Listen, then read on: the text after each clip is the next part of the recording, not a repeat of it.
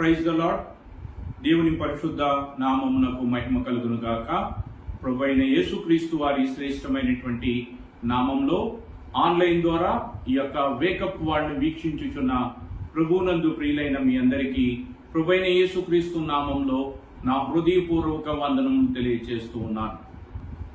దేవుడు మనల్ని ప్రేమించి మన యొక్క జీవితంలో మరొక దినాన్ని చూసే భాగ్యాన్ని మనకి కల్పించి ఈ రీతిగా తన యొక్క మాటను వినుట కొరకు దేవుడు మనకిచ్చిన ఈ శ్రేష్టమైనటువంటి సమయంలో ఈ దినం కొరకు దేవుడు మనకు సిద్ధపరిచినటువంటి వేకప్ వార్డ్ను ఒకసారి ధ్యానం చేసుకుని ఆ యొక్క లేఖన భాగములను దేవుడు తన ఆత్మ ద్వారా మనకి బోధించినట్లుగా ప్రార్థనాపూర్వకంగా ఆ లేఖన భాగాలను ధ్యానించడానికి దేవుడి సహాయాన్ని కోరుకుందాం.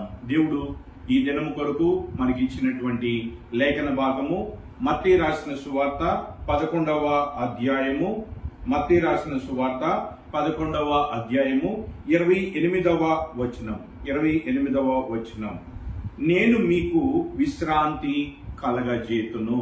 దేవుడు మనకిస్తున్నటువంటి వేకప్ వార్డ్ ఈ దినం కొరకు దేవుడు మనకిస్తున్నటువంటి లేఖన భాగము నేను మీకు విశ్రాంతి కలగజేతును. ప్రార్థించుకుందాం. ఈ యొక్క లేఖన భాగాన్ని దేవుడు తన ఆత్మ ద్వారా మనందరికీ అర్థమైనట్లుగా బోధించినట్టు ప్రార్థించుకుందాం. ప్రేమ నమ్మకం కలిగిన మా ప్రియమైన పరలోకపు తండ్రి, పరిశుద్ధుడు అయిన దేవా, మీరు మాకు ఇచ్చినటువంటి ఈ శ్రేష్టమైనటువంటి దినమును బట్టి, ఈ శ్రేష్టమైనటువంటి అవకాశాన్ని బట్టి, సమయాన్ని బట్టి ప్రభువా నిన్ను స్తుతిస్తూ ఉన్నాం, ఆరాధిస్తూ ఉన్నాం.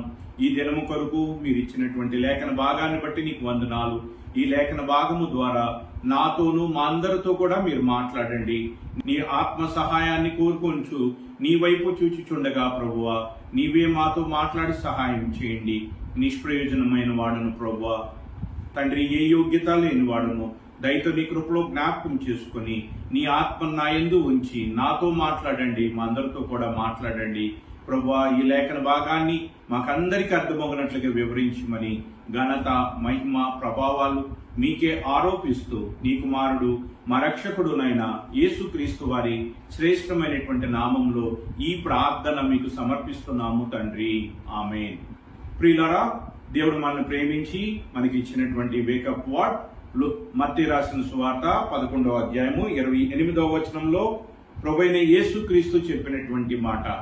ఈ యొక్క లేఖన భాగాన్ని మనం ఒకసారి జాగ్రత్తగా పరిశీలన చేసినట్లయితే ప్రభువైనటువంటి యేసుక్రీస్తు మరి ప్రపంచమంతటికి, అన్ని జాతుల వారికి, అన్ని దేశాల వారికి, అన్ని తరముల వారికి ప్రభువైన యేసుక్రీస్తు ఇస్తున్నటువంటి గొప్ప ఆహ్వానం, ది గ్రేట్ ఇన్విటేషన్. ప్రభువైన యేసుక్రీస్తు 2000 సంవత్సరాల క్రితం ఈ మాటలను తెలియచేయటం జరిగింది. ఏమని తెలియచేశాడు అంటే, ఆ యొక్క వచనాన్ని మొత్తాన్ని కూడా మనం ధ్యానం చేసినట్లయితే, ప్రయాసపడి భారము మోయిచున్న సమస్తమైన వార్లారా నా యుద్ధకు రండి, నేను మీకు విశ్రాంతి కలగచేతును.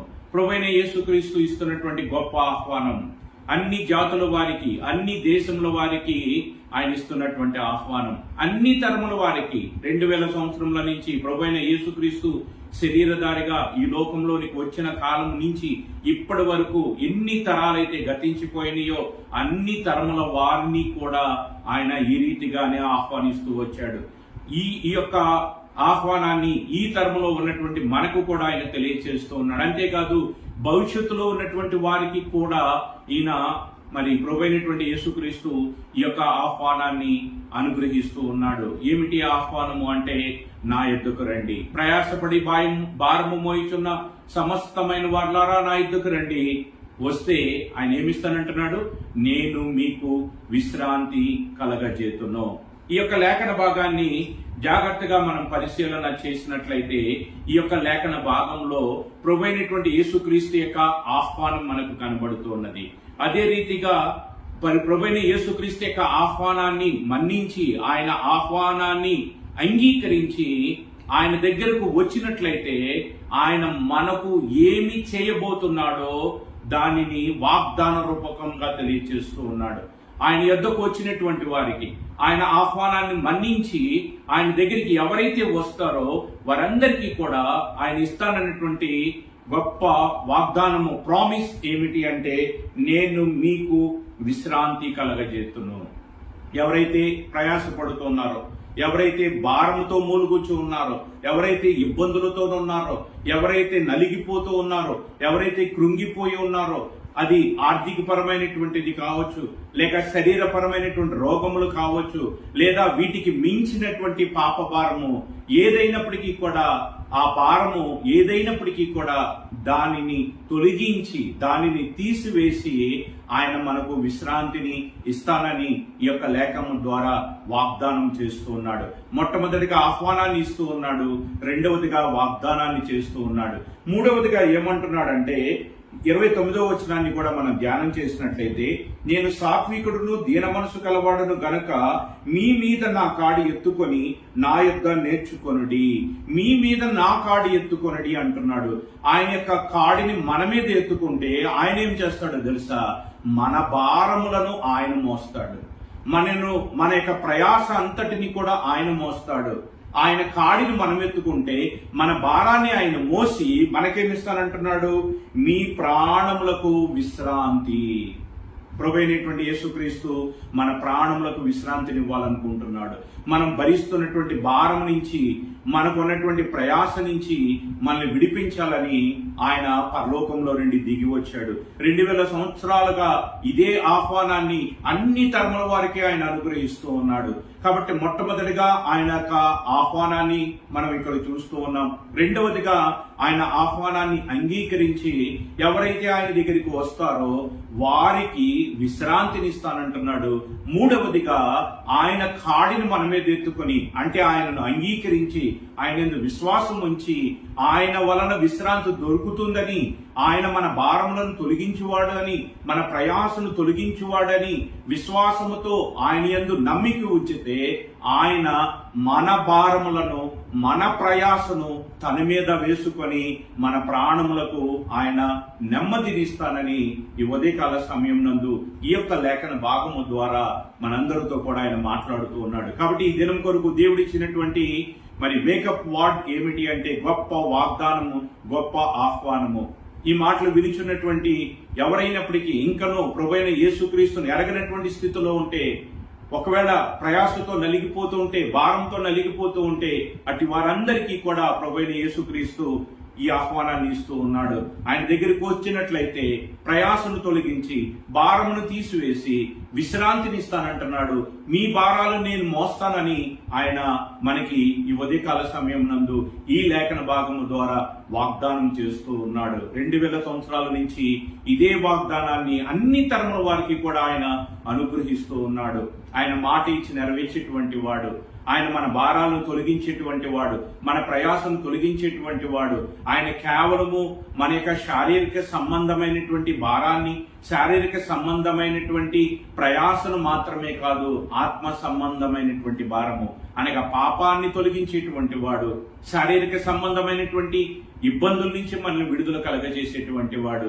ఎవరైతే ఈ ఆహ్వానాన్ని మన్నించి ఆయన యందు విశ్వాసం ఉంచడానికి ఇష్టపడుతున్నారో వారి భారాన్ని తొలగించడానికి ఆయన ఇష్టపడుతూ ఉన్నాడు. పరిశుద్ధ గ్రంథంలో మనం చూసినట్లయితే ఒక స్త్రీ 12 సంవత్సరముల నుంచి రక్తస్రావం అనేటువంటి రోగము చేత బాధపడుతూ ఉన్నది.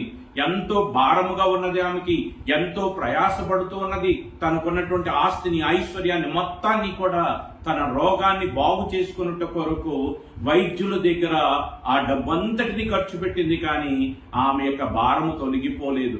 ఆమె యొక్క ప్రయాస నుంచి ఆమెకు విడుదల రాలేదు. అటువంటి ఆమె ప్రభువైన యేసుక్రీస్తు యొక్క ఆహ్వానాన్ని వింది ఆయన దగ్గరికి వెళ్ళినట్లయితే, ఆయన వస్త్రపు చెంగు ముట్టినట్లయితే, ఆయన మీద నా భారం వేసినట్లయితే ఆయన నా భారమును తొలగిస్తాడు, నా ప్రయాసను తొలగిస్తాడని విశ్వాసముతో ఆయన వెనుక తట్టి వెళ్లి ఆయన వస్త్రపు చెంగును ముట్టుకుంది. తద్వారా 12 సంవత్సరముల నుంచి ఆమెకున్నటువంటి భారం పోయింది. ఆమె యొక్క ప్రయాస నుంచి ఆమె విడుదల పొందింది. ప్రియులరా, ఆ స్త్రీకి మాత్రమే కాదు, ఈ రోజు మనకి కూడా అటువంటి విడుదలను ఇవ్వటానికి ప్రభువైన యేసుక్రీస్తు మనలందరినీ కూడా పిలుచుచున్నాడు. మనందరికీ కూడా విశ్రాంతిని ఇవ్వటానికి ఆయన పిలుస్తూ ఉన్నాడు. మనము ఎటువంటి భారంతోనున్నా, ఎటువంటి ప్రయాసతోనున్నా, అది రోగముతో, శరీరానికి సంబంధించిన రోగము కావచ్చు, లేక ఇంకా ఏ రకమైనటువంటి మరి ఇబ్బందులు కావచ్చు, మరి ఏ రకమైనటువంటి సమస్యలు కావచ్చు, వాటన్నిటి నుంచి కూడా విడిపించుటకు ఆయన సమర్థుడు. పరిశుద్ధ గ్రంథంలో ఎంతో మంది జీవితాలను దేవుడు మనకి మాదిరిగా చూపిస్తూ ఉన్నాడు.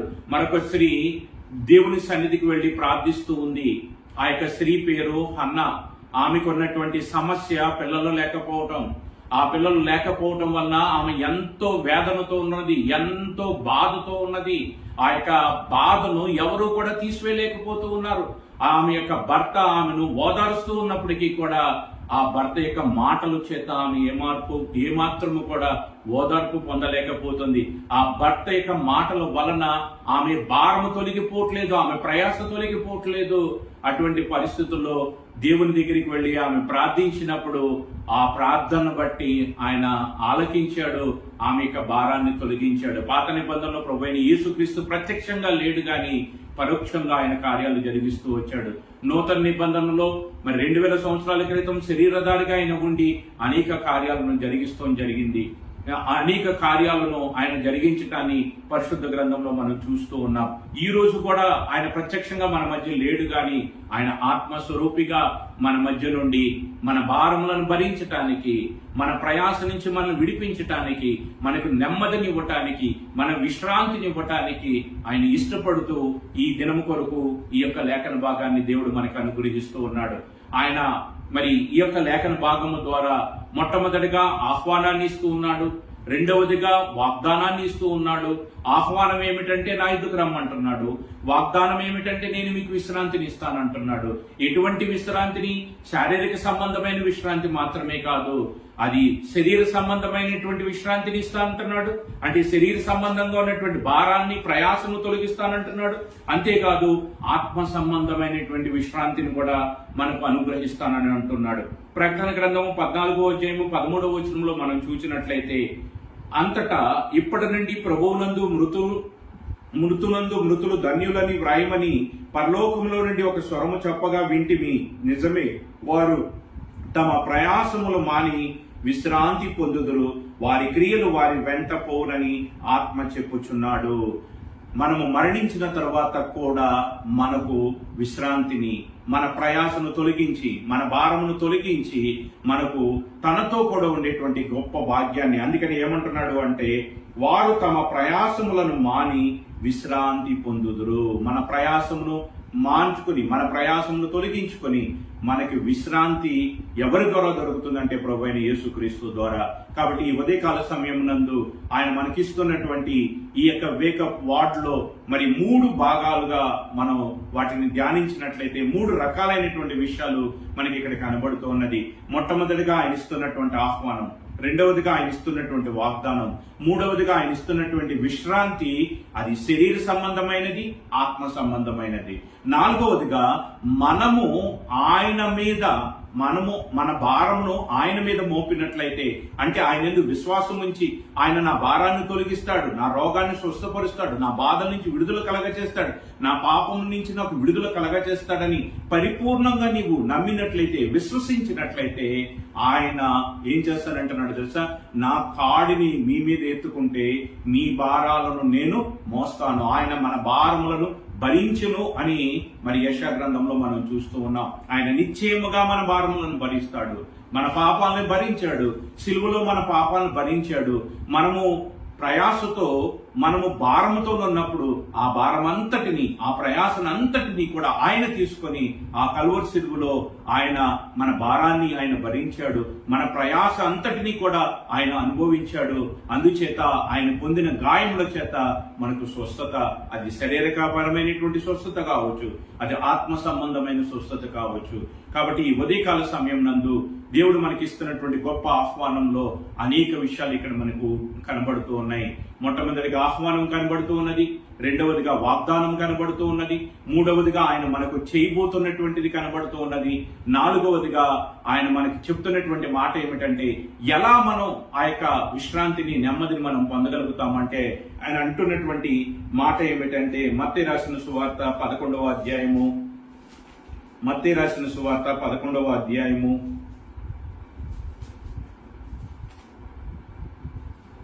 29వ వచనంలో మనం చూసినట్లయితే, నేను సాత్వికుడును దీన మనసు గలవాడును గనక మీ మీద నా కాడిని ఎత్తుకుని నా యొద్ద నేర్చుకునడి, అప్పుడు మీ ప్రాణములకు విశ్రాంతి దొరుకును. ఏలయనగా నా కాడి సులువుగాను నా భారము తేలికగాను ఉన్నది.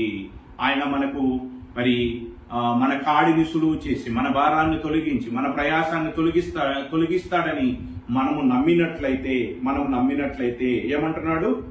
నా కాడిని ఎత్తుకుని నా యొద్ద నేర్చుకునడి. ప్రభు యొద్ద మనం నేర్చుకుంటాను. ప్రభువు నందు విశ్వాసం ఉంచి ఆయన ద్వారా నా పాపములు క్షమించబడతాయి, నా రోగం నుంచి విడుదల పొందుతాను, నాకున్నటువంటి ఇబ్బందుల నుంచి నేను విడుదల పొందుతాను. ఆయన ఏదైనా చేయగలిగినటువంటి వాడు, ఆయన అసాధ్యమైనది ఏదీ కూడా లేదు అని నమ్మి విశ్వసించి ఆయన పాదముల యొద్ద నేర్చుకుంటానికి ఇష్టపడితే ఆయన అంటున్నాడు, మీ ప్రాణములకు విశ్రాంతిని నేను కలగజేస్తాను. దేవుడు ఇస్తున్నటువంటి ఈ శ్రేష్టమైనటువంటి వాగ్దానాన్ని చేతపట్టుకుని ఈ దినము ప్రభు యొద్దకు వెళ్ళి మనం ప్రార్థన చేద్దాం. ఈ వాక్యాన్ని బట్టి దేవుణ్ణి అడుగుదాం. ప్రభువా, నీవే అన్నావు కదా, ప్రయాసపడి భారం మోయిచున్న సమస్తమైన వారులారా నా ఎద్దుకు రండి, నేను మీకు విశ్రాంతిని ఇస్తానని మీరే సెలవిచ్చి ఉన్నారు. మీ వాగ్దానాన్ని బట్టి, మీ మాటను బట్టి ప్రభువా నీ దగ్గరకు వచ్చాను. నాకున్న సమస్యను తొలగించండి, నాకున్న ఇబ్బందుల నుంచి నాకు విడిపించండి. నీవు చేయగలవని నేను నమ్ముతున్నాను. నేను నీకు విశ్రాంతి కలగజేస్తానని మీరే సెలవిచ్చి ఉన్నారు కనుక దయచేసి నా ప్రార్థన ఆలకించి నీవిచ్చిన వాగ్దానంను జ్ఞాపకం చేసుకొని నా యొక్క జీవితంలో నాకున్నటువంటి భారం నుంచి, నాకున్న సమస్యల నుంచి, నాకున్న ఇబ్బందుల నుంచి నన్ను విడిపించమని విశ్వాసంతో ప్రార్థిద్దాం. ఆయన మన ప్రార్థన ఆలకించి మనకు ఆయన వాగ్దానమును నెరవేర్చి మనకు విశ్రాంతినిస్తాడు, నెమ్మదినిస్తాడు. మన భారమును ఆయన మోస్తాడు. ఆయన తన యొక్క గాయముల చేత మనకు స్వస్థతనిచ్చాడు కాబట్టి ఆయన మన భారములను భరించి మన ప్రయాసను ఆయన మరి తీసివేసి మనకు నెమ్మదిని, మన ప్రాణములకు విశ్రాంతిని ఆయన అనుగ్రహించి వాడై ఉన్నాడు కనుక ఈ యొక్క ఉదయకాల సమయమందు దేవుడిచ్చినటువంటి ఈ వాగ్దానాన్ని చేతపట్టుకొని మరి ప్రార్థించి ఈ వాగ్దానాన్ని స్వతంత్రించుకొని దేవుడిస్తున్నటువంటి నెమ్మదిని, విశ్రాంతిని, సమాధానమును మనందరము కూడా అనుభవిద్దాం. అట్టి భాగ్యాన్ని దేవుడు ఈ మాటలు వినిచున్న మనందరికీ కూడా దేవుడు అనుగ్రహించును గాక. ప్రార్థించుకుందాం. ప్రేమ నమ్మకం కలిగిన మా ప్రియమైన పరలోకపు తండ్రి, మమ్మల్ని ప్రేమించి ఈ దినం కొరకు మీరు ఇచ్చినటువంటి ఈ లేఖన భాగాన్ని బట్టి నీకు వందనాలు. ఈ లేఖన భాగము ద్వారా గొప్ప ఆహ్వానాన్ని మీరు మాకు అనుగ్రహిస్తున్నారు. ప్రయాసపడి భారం మోయిచున్న సమస్తమైన వారులారా నా ఎద్దుకు రండి, నేను మీకు విశ్రాంతి కలగజేస్తాననేటువంటి గొప్ప నిరీక్షణకరమైనటువంటి వాగ్దానం మీరు మాకు ఇచ్చినందుకు వందనాలు. మా యొక్క భారమంతయు కూడా నీవు తొలగించి మా ప్రయాసం నుంచి మమ్మల్ని విడిపించటానికి నీవు పరలోకంలో నుండి దిగి వచ్చి మా పాపమంతయు కూడా నీ మీద మోసుకొని ఆ కలువరి శిలువలో మా కొరకు నీవు ప్రాణం పెట్టి బలి అయిపోయి నీ రక్తమంతా, నీ ప్రాణమంతా కూడా మా కొరకు దారపోసావు ప్రభువా. నీకు వందనాలు, స్తోత్రాలు. ఈ దినము ప్రభువా ఈ యొక్క మాటలను ఎంతమంది అయితే వింటున్నారో, ఎంతమంది అయితే ఈ మాటలను తమ యొక్క జీవితంలో నెరవేరునని విశ్వసిస్తూ ఉన్నారో, ఎవరైతే నీ పాదముల యొక్క కూర్చుని నేర్చుకోవాలనుకుంటున్నారో, ఎవరైతే నీవు సమస్తము చేయగలిగినటువంటి వాడని నమ్ముచూ ఉన్నారో వారి జీవితాల్లో ప్రభువా మీరే కార్యాన్ని జరిగించి వారి భారమును తొలగించి వారి ప్రయాసను తొలగించి మీ యొక్క వాగ్దానము నెరవేర్చి ప్రాణములకు నెమ్మదిని దయచేయమని, విశ్రాంతిని దయచేయమని, ఈ యొక్క శరీర సంబంధమైన విశ్రాంతిని, అంతేకాకుండా మరణించిన తర్వాత ఉండేటువంటి నిత్య జీవం అనేటువంటి విశ్రాంతిని కూడా మాకు అనుగ్రహించమని ఈ యొక్క లేఖన భాగాన్ని బట్టి మరొకసారి నిన్ను స్తుతిస్తూ ఆరాధిస్తూ నీ కుమారుడు మా రక్షకుడు అయిన యేసుక్రీస్తు వారి శ్రేష్టమైనటువంటి నామంలో ఈ ప్రార్థన మీకు సమర్పిస్తున్నాము తండ్రి. ఆమేన్. అందరికీ ప్రైజ్ ది లార్డ్.